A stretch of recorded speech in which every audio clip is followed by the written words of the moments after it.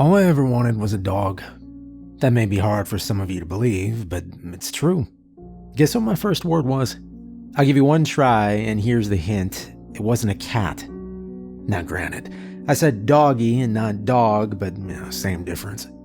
Yep, before saying mom or dad or Santa Claus or whatever it is that children say when they finally decided to move their mouths, I made it clear I was a dog person.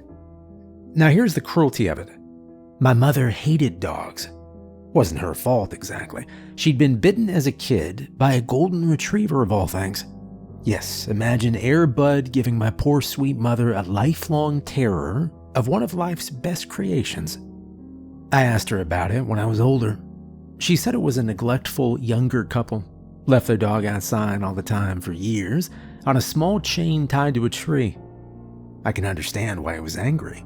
That's not any life for a dog, especially something as smart as a golden. Well, one evening Mom was walking by. Maybe it wanted company because it snapped that leash off, ran right at her, and bit her on the ankle. She said it drew blood. Nothing terrible or anything, but it was enough to scar her for life. So anyway, you can imagine that my mom was less than thrilled by my first word. I mean, how does that even happen exactly? We didn't even have a dog. She'd never allowed dogs over. My mom couldn't figure it out. She must have racked her head good on that one. Eventually, she just defaulted to, must have left the TV on and some stupid dog movie was playing. Tell you the truth, though, I don't think that was it. I think it was something more. And I suppose that's where our story begins. Well, try as I might, I could not get Mom to let me have a dog. 3 times I tried to bring a dog home. Serious tries, at least. 7, if you count the more stupid ideas, and every time I brought one home, or tried to dog sit for a neighbor, or anything, Mom would freak out and say, absolutely not under any circumstances. And we'd stay mad at each other for exactly 24 hours. Not sure why it worked like that, but it did. Now, there are positives and negatives to childhood. Good things and bad. The good, you don't have to get a job, you don't have to worry about the stock market, and you don't have to show up to a job you hate 20 years in a row. You can play baseball outside as late as you want, go on adventures, not worry about a damn thing. But, and this is a big one, if your mom absolutely hates dogs, there is not a thing you can do about it. On May 20th, 2010, that all changed. I turned 18, and by 6 a.m., I'd packed my bags, thrown them into a rusty Ford Cavalier outside I got for $1,100, and was headed to the local animal shelter. Now, over the previous year, I had stopped by Angel's Animal Shelter no less than 19 times. I ended up getting a part-time job there, around visit number 6. Nothing glamorous, mostly cleaning cages, walking dogs, restocking food bins. Fred said if I was going to be haunting the place anyway, might as well get paid for it. So I did. I worked Saturdays and a few afternoons after school, just enough to keep gas in the Cavalier and my foot in the door. It was kind of torture though, because when I saw a dog I liked, what exactly could I do? I could just wait and wait. By now, I knew every face in the kennel, or at least I thought I did. Hey there, youngster.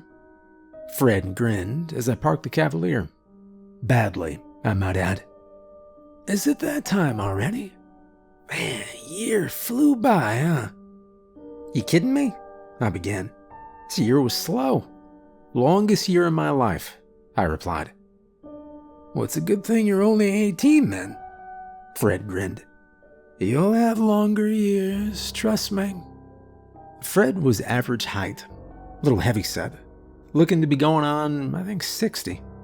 He was the owner, the manager, and janitor, and whatever else needed to be done in the place. We'd gotten along well from the start, and he knew today was going to be a challenge. Any newcomers? I asked.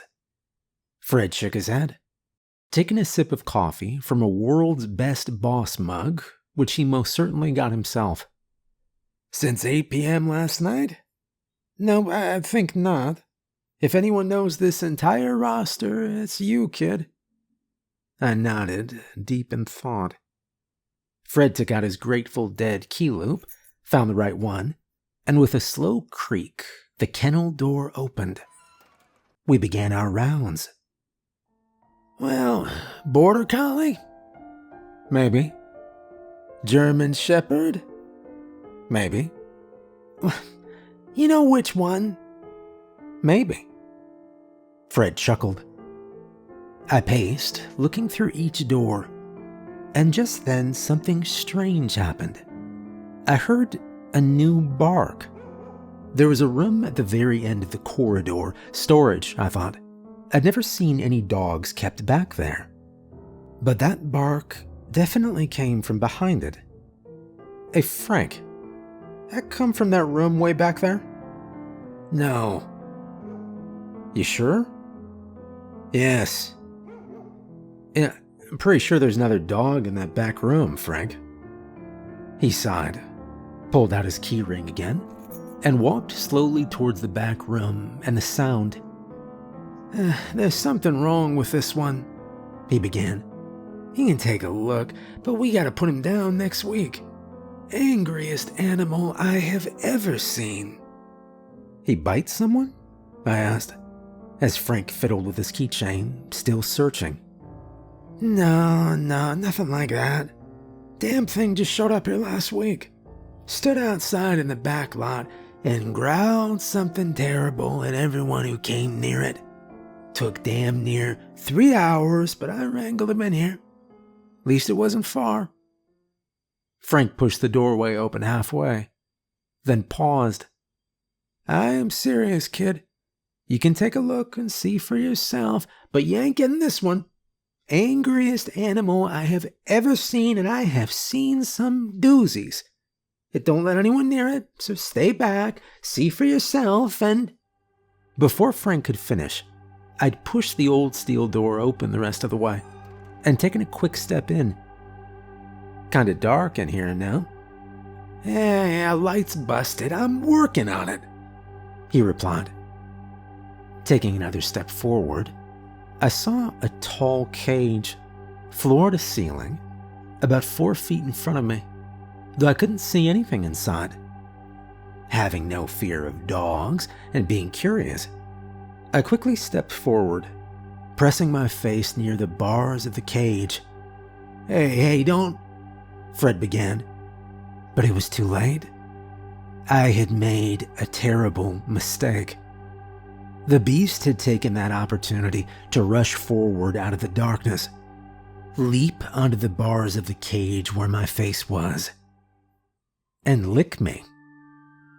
I laughed. I'll be damned, Frank muttered. The beast paced the bars inside, gently whining as it looked up at me. A note closer. Hey, don't do that, Fred continued. But he was too late. It walked closer, put its paws against the bars, and licked my face again. I placed my hand on his head, rubbed it, and we just sat for a few moments. Oh, I don't get it, but you're still not keeping this thing. Not safe. What is he? I asked. I don't know. I had to guess, I'd say part German Shepherd, part wolf. You can tell from the paws and the eyes. I continued to pet the thing. He'd laid down against the bars, put his head on the floor, and closed his eyes like he trusted me.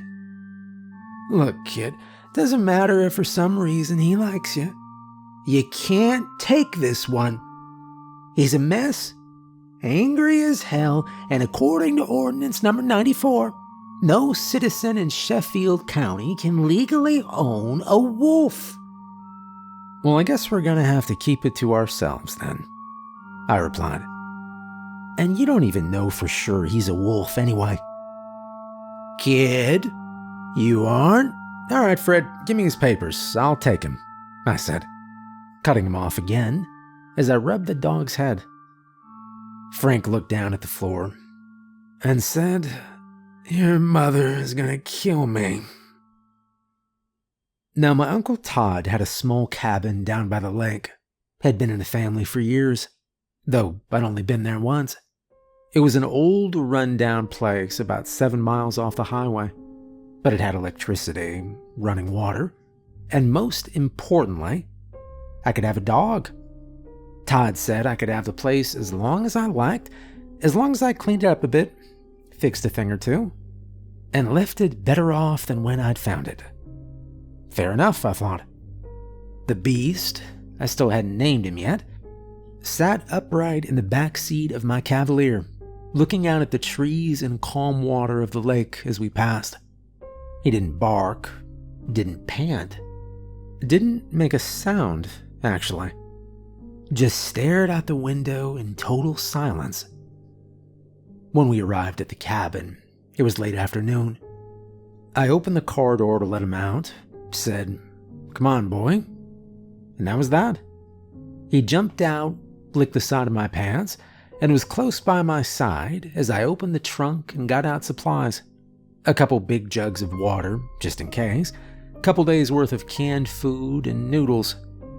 "I forgot dog food," I said. "I guess you're eating noodles, dude." He seemed to be okay with that.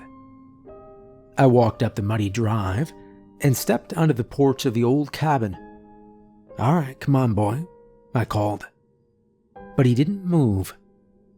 He'd followed me thus far, but now he stood right at the precipice of the first wooden step, and he'd go no further. He growled up at me. No, not at me. At something behind me. It took some pushing and beef jerky, but I managed to get the dog inside, though he was not happy about it. We went through the old place together. I planned to stay here over the summer, so I wanted to take inventory.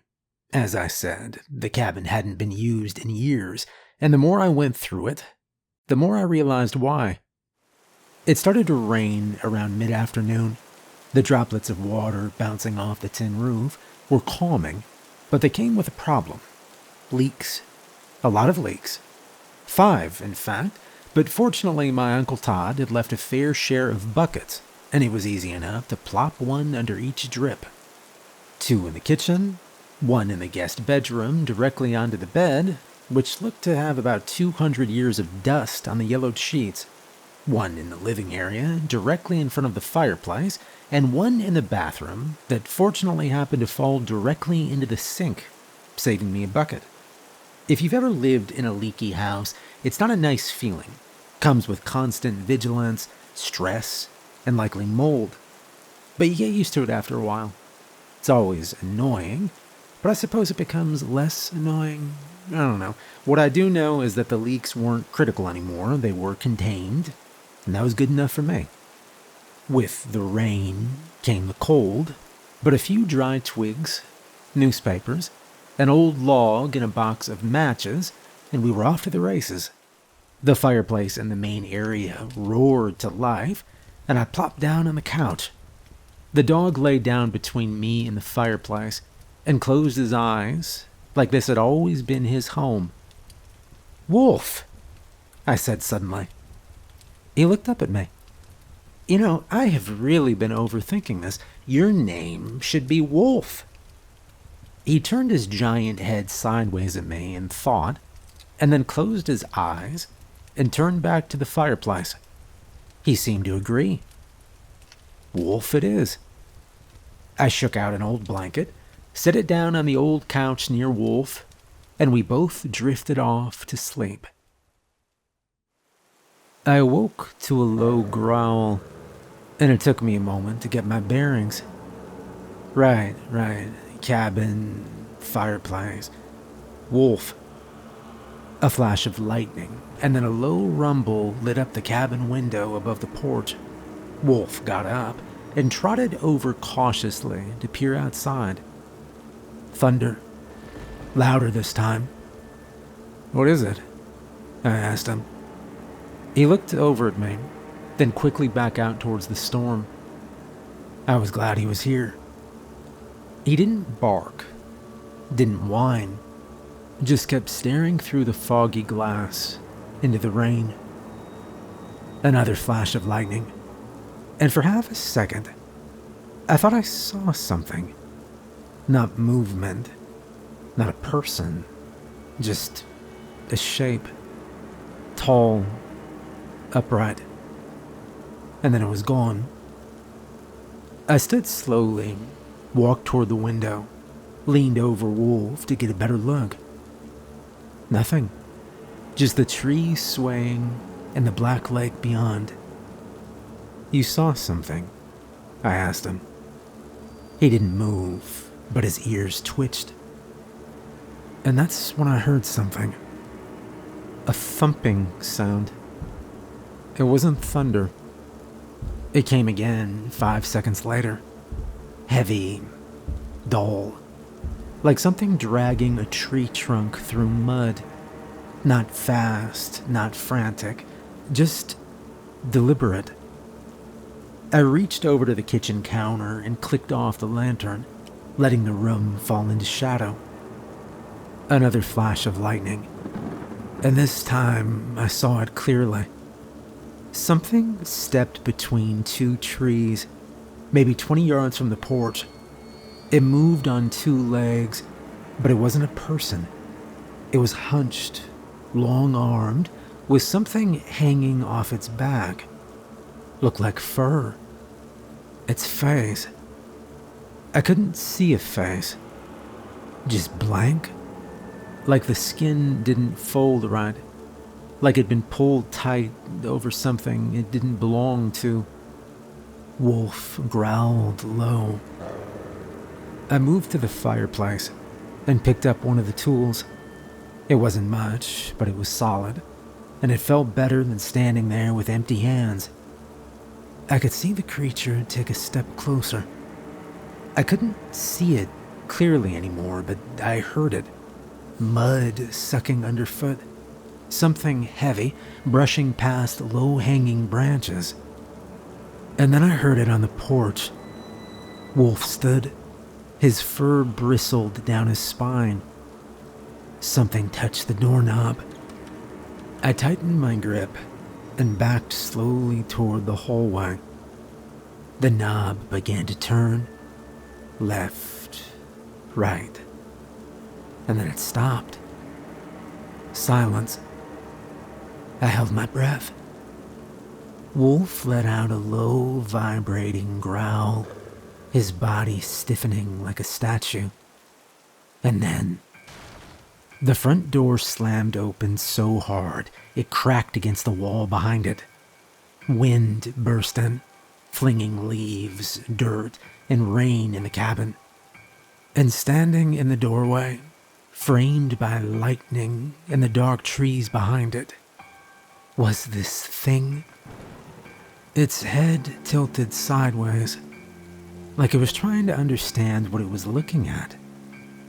Wolf lunged and crashed into its legs with a snarl, driving it back onto the porch. The thing shrieked like metal shearing against glass, and they tumbled into the rain. Wolf bit into its arm, shaking with everything he had. The creature slammed him against the ground once and then twice, and Wolf yelped but didn't let go. I raised the fireplace poker, stepped into the rain, and it looked at me. It didn't have eyes. It let go of Wolf and took one step toward me, and I swung as hard as I could. It connected with a wet crack, like hitting soaked leather. The thing barely flinched. It swiped back, claws cutting through my shirt, slicing near my ribs. I stumbled back into the doorway and hit the floor hard. Wolf hit it again, this time going for the legs. It hissed, and then it was just gone. The whole thing was maybe 30 seconds. I lay there, blinking upwards, rain dripping down my face. Wolf came and sat next to me, panting, soaked, shaking. I put my hand on his back. The fire was still crackling inside, barely. I didn't speak. The fire crackled low. Rain tapped against the walls like fingers drumming in thought. Then Wolf shifted. He let out a soft grunt and tried to stand, but his back leg buckled halfway. He yelped and dropped back down, panting hard. I moved to him quickly. Easy, buddy. That leg, his rear right, was already swelling. 3 long scratches trailed down his thigh, angry and red. He hadn't let on before, hadn't made a sound. Tough dog. But now, it wasn't walking far. I looked at the door, then at the window. The rain outside had turned to a sideways sheet, streaking past in waves. Thunder rumbled again, more distant this time. All right, we're not waiting around, I said aloud, more to myself than to him. I grabbed my keys, slung on a soaked hoodie, and looked over my shoulder. All right, come on, we're getting out of here.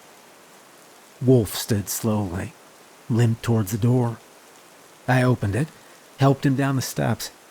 The wind shoved at us, rain slapping my face so hard I could barely keep my eyes open. The car sat where I left it, half sunk into the mud and gravel. I yanked open the back door and patted the seat. Okay, in. Wolf hesitated, then climbed in awkwardly, curling against the fabric with a low whine.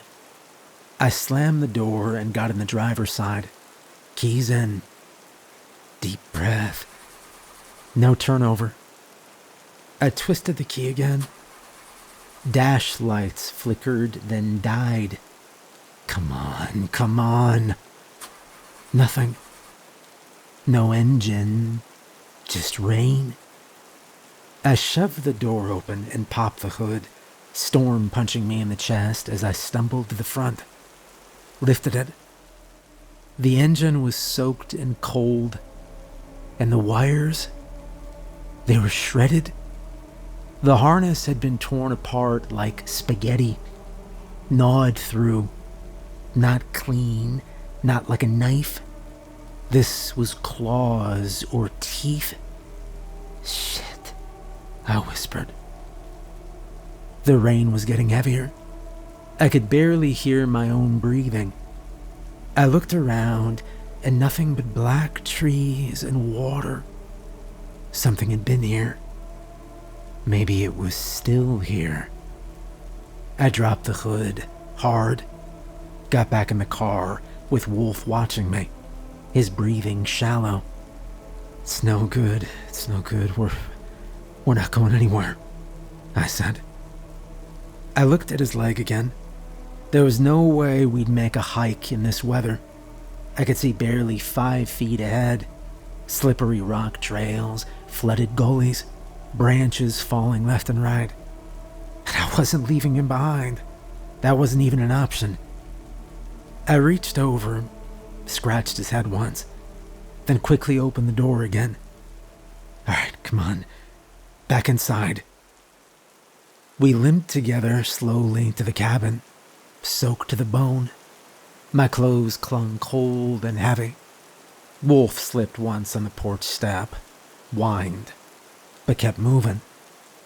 I shut the door behind us and threw the latch. The inside felt warmer somehow. Still awful, still terrifying, but less exposed. Okay.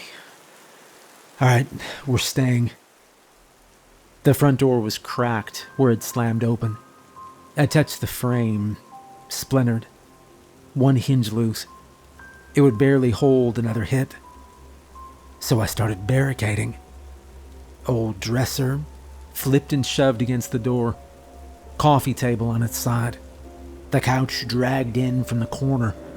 Anything heavy I could move with my own 2 hands got stacked, wedged, or leaned. The window was worse. Glass shattered. Frame bowed.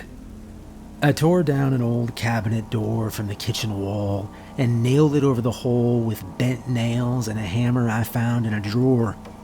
Not airtight, but hopefully enough to slow something down.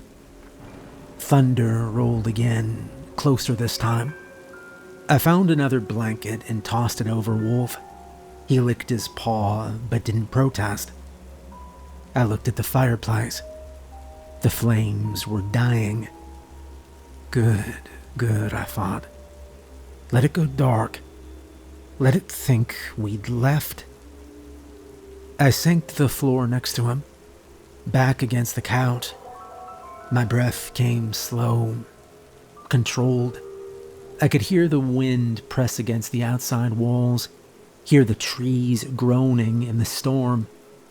Every now and then, I thought I heard a footstep. Hopefully that was just the house settling. But maybe not. I didn't say anything else. We just waited. The storm raged against the walls like it wanted in. Wind pushed and howled through the gaps in the window frame, slapping rain sideways into the boards I'd hastily nailed up. The fire was down to embers. I left it that way. No need to advertise we were still in here. Wolf lay beside me, one leg tucked awkwardly under him, chest rising and falling in steady, shallow breaths. Every so often, his ears twitched, and his eyes flicked toward the walls. He wasn't sleeping tonight. Neither was I. And then came a new sound. Not thunder, not wind. Scraping. I froze. Wolf's head shot up. It was coming from the back of the cabin, low, dragging, just beneath the floorboards. The crawl space. Shit, I whispered. I stood slowly and crossed to the kitchen. Wolf tried to follow, but stumbled. I motioned him to stay. The sound continued, deliberate and slow. The back of the cabin had an old cellar-style trap hatch, led to the crawl space. I hadn't thought to check it earlier. I didn't even know if it was still latched. Apparently, the thing did. I stepped into the narrow hallway that led to the back door. The sound was louder here, right beneath my boots. My breath fogged in front of me. Another scrape, then a creak. Wood flexing. I bolted to the end of the hall, threw open the narrow supply closet, and found the cellar latch inside. It was shifting. The hook lock, rusted and old, was bending outward. Something was pushing up from beneath. I slammed the closet shut, shoved my back against it, and screamed for Wolf. He limped into view just as I spotted a hammer and a box of nails on the counter. I grabbed both and drove 2 nails straight through the door frame and into the closet. And then the noise stopped. Silence. Just the sound of our breathing. And then headlights. Blue and red. I blinked hard, heart still racing. A cop car was pulling slowly up the muddy road, tires hissing through puddles. Its spotlight hit the front of the cabin, lighting up the entire porch in harsh white glare. Wolf growled, not as deep as before, more confused. I moved to the front window, careful not to step in the broken glass, and peeked through a crack in the boards. The cruiser rolled to a stop, and the driver's door opened. A man stepped out, mid-50s, stocky, one hand resting on his duty belt. He squinted at the cabin and pulled up his collar against the rain. "Hey, anyone in there?" he called. I looked at Wolf. He stared at me like he knew better. I opened the door anyway. "Hey!" I called. "Don't come closer." The cop froze on the porch, hand moving instinctively to his sidearm. "Excuse me?" I live here. My uncle owns this place. Listen, there's something out there. You need to get back in your car and..." All right. Look, this property's been listed vacant for years, kid. I know. Look, I can explain this later, okay? Right now, we need to go. There's something out here. It's not a person, okay? It's not... His expression shifted, eyes narrowing. He took a slow step forward. You say there's something out here? And then, in the flash of a lightning bolt, it was behind him. The creature stepped out of the woods like it'd been waiting for the cue. No growl, no screech. Just fast. Its long arms reached around the cop's shoulders before he could even turn. "Behind you," I said. But it was too late. It twisted. The cop's head turned too far, too fast, until it detached completely with a snap, and it thudded against the wet grass. I screamed. Wolf barked sharply behind me. The creature dropped the body like trash and raised its head, that blank, eyeless face locking onto me. I slammed the door and drove the last 2 nails I had into the frame with shaking hands. Wolf limped beside me, fur standing on end, growling low and constant. Outside, the radio from the cruiser crackled to life. "Unit 12, come in." A wet, dragging sound passed across the porch. Then silence. Wolf and I backed away from the door, side by side, until our backs hit the far wall. The flashing lights still painted the walls in red and blue, but there was no one left inside that car. The radio kept crackling. "Unit 12, are you there?" Static. "Confirmed status, copy." I stood frozen, backed to the door. Wolf was beside me, growling low. The cabin felt too small now, too quiet. The kind of quiet that comes right before something bad happens. But there was one chance. The cruiser was still there. Lights still flashing, engine still running. I looked over at Wolf. He looked back, chest still heaving. Hurt, but he was alert. He was waiting for my move. I didn't speak. I just moved fast. I ripped the couch aside, shoved the dresser back just enough to squeeze through, and flung the door open. Rain poured in instantly, cold and blinding. But there was no sign of a thing. The porch was empty. The trees beyond were still. Okay, let's go.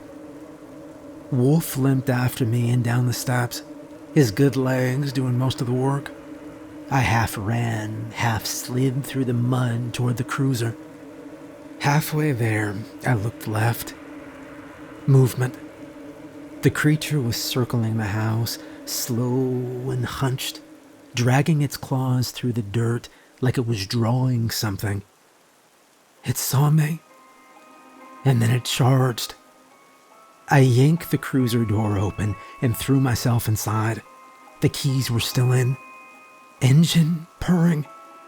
The moment I hit the seat, I slammed the lock button. Come on. I reached over and opened the passenger door. Wolf scrambled in, whimpering, and collapsed on the seat. The thing hit the hood hard. Its body cracked the windshield, claws slamming against the glass. I could see its face now, eyeless, wet. It crawled halfway up the roof, thudding as it went. I slammed it into reverse and hit the gas. The cruiser peeled backward, tires splitting mud and gravel. The creature slipped off the roof and rolled to the ground in front of the porch, and I shifted into drive, and then I floored it. The car roared forward, and just as the thing started to rise, we hit it head on. It rolled over the roof with a deep thump, then vanished behind us in the side mirror. I didn't stop, didn't look back. The road was a blur of trees and mud. Branches slapped the windshield. The car fishtailed on a tight curve, but I held steady. Wolf was panting beside me, bleeding on the seat, his eyes locked on the road ahead. The rain finally started to break. The sky lightened just a little. Not dawn, but less dark. I didn't speak. I just drove. And behind us, somewhere deep in those woods, something screamed.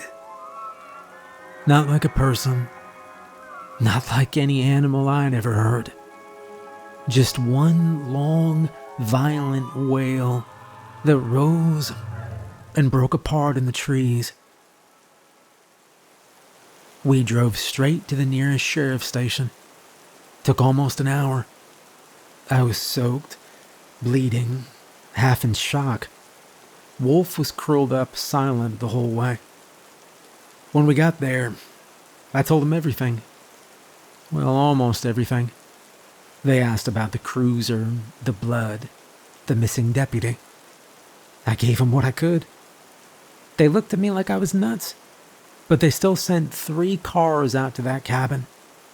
They found the house, the broken window, the claw marks on the door. They even found drag marks near the porch. But they didn't find the cop's body. Not a single trace of him. They questioned me for hours, and then they just let me go. Told me to stay close and call if I remembered anything. I didn't. I didn't go back to the cabin. I never will. But I think about it sometimes. About that night. About whatever that was out there in the storm. And about Wolf. He's still here. He's older now. Still limp sometimes. But he sleeps beside my bed. And whenever thunder rolls in, he gets up, faces the window, and looks out into the storm like he's waiting for something.